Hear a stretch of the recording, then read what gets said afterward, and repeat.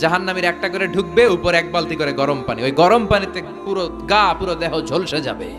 এরপরে ফেরেশতারা হাতুড়ি নিয়ে দাঁড়িয়ে থাকবে, পিটানো শুরু করবে। পিটাতে পিটাতে মাসেলগুলোর হাড্ডিগুলো থেতলে যাবে।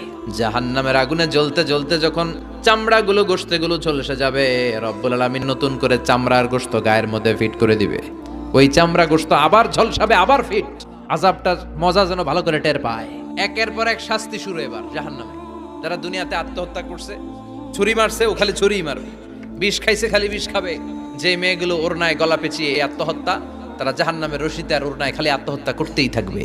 যারা স্মার্টফোনের ভিতরে ইন্ডিয়ান নায়িকাদের কোমর দোলানো ডান্স দেখেছে, অশ্লীল ভিডিও দেখেছে, জাহান্নামের গরম শিক চোখের ভেতরে ঢুকিয়ে দেওয়া হবে। যারা মিথ্যা বলতো, ওদেরকে এক লাইন জাহান্নামের ছুরি দিয়ে কুচি কুচি করে জিহ্বাটা কাটা হবে।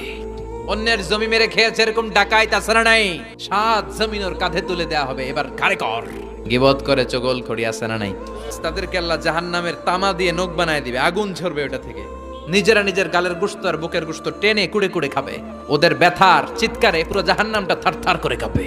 যারা যাকাত দেয় নাই, জাহান্নামের টেকো সাপ, যেই সাপ কামড় দেওয়ার সাথে সাথে দেহটা নীলাভ, 70 গজ জামিনে ঢুকে যাবে।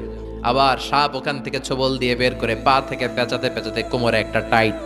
পারবেন সহ্য করতে? আল্লাহ জাহান্নাম থেকে তুমি আমাদের বাঁচাও।